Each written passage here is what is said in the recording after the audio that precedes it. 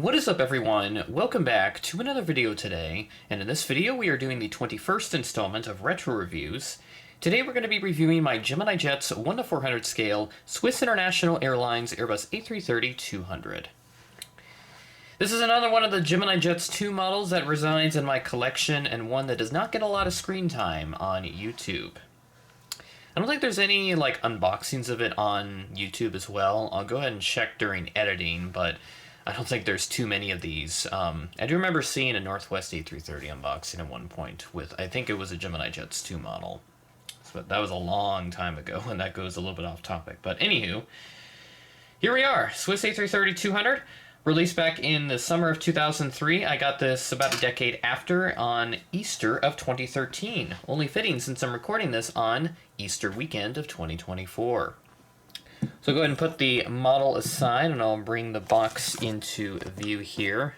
Again, my studio's been constrained by all the boxes of models that I'm going to sell here pretty soon. So this is the gray box for the time, limited edition die-cast model 1-400 scale. Got an image of the model, Airbus A330-200 with the Swiss International Airlines logo, made for collectors by collectors, and the Gemini Jets 2 branding. Go ahead and check out the back side. So I'm going to do a little bit of a different order here now. But here's the back of the box. We've got the logo, both the airline and the aircraft. And we got the image there, Gemini Jets 2, about your collectible, and then the 2003 release, of course. This box, I believe, has the cradle in it still, and that it does. There is the pamphlet inside, so feel free to pause to read that as you see fit. We'll check out the bottom of the box. We've got the 1-400 scale die-cast model stuff, and then the registration of Hotel Bravo-India Quebec Charlie. There's the right side of the box. Item number on this is GJSWR360. Here's the top side of the box, and the left side. So with that, let's go ahead and bring this beautiful model into view.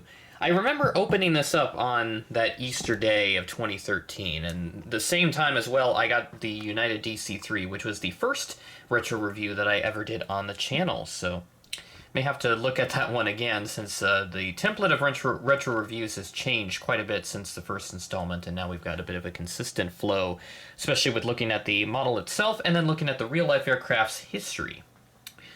So go ahead and start off up here at the front. This model is a little wobbly for some reason. It doesn't sit level.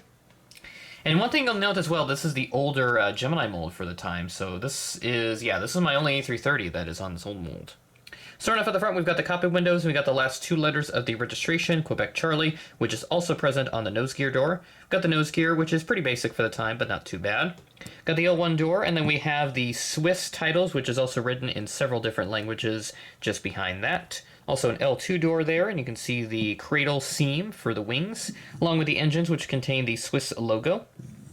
Moving towards the back, got a little door right there for L3, and then the L4 door back over there with the registration in bold text, Hotel Bravo-India Quebec Charlie, and the Swiss tail, which is just the flag of Switzerland applied to it. Flipping over to the other side, we've got pretty much your same details. Still have the last two letters of the registration right there, and then there's also the cockpit windows, which look really good for the time. Got like a thick gray outline around it. Pretty good stuff there, but again, you can see the nose gear is kind of levitating there, like Dua Lipa. But we got the luggage door right there, and also got one in the back. And there's also the winglets as well, and I forgot to mention that. It does have the little Swiss logo on it, if I can get that to focus. Try my best there. There we go, I think. That's more like it. So you can kind of see how that looks, but since the area is so small, it's not going to focus well. So let's try the back one so you can see that a little better. There's that detail looking really good for the time. Gemini did some pretty good printing back in 2003. Flip it underneath, we've got the registration on that is the port wing on the underneath of it. And then there's also the really old Gemini Jets logo, you'll notice that there as well, along with the stand hole, and various printed details underneath.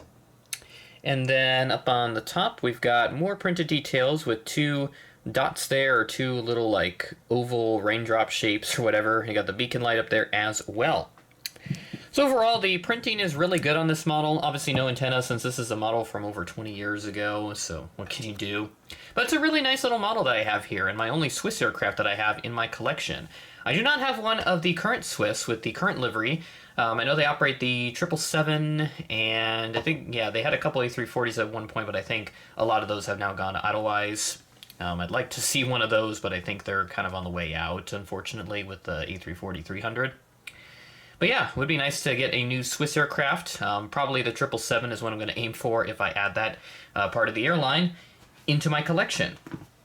So now let's go ahead and take a look at the real-life aircraft's history. This aircraft first flew back in November of 1998, on November 23rd specifically. It was delivered to Swiss Air the following month on December 11th of 1998. Of course, then the airline went through a bit of a rebranding because it was Swiss Air originally. And then in March of 2012, it went to Brussels Airlines and was given a new registration of Oscar-Sierra Foxtrot Zulu.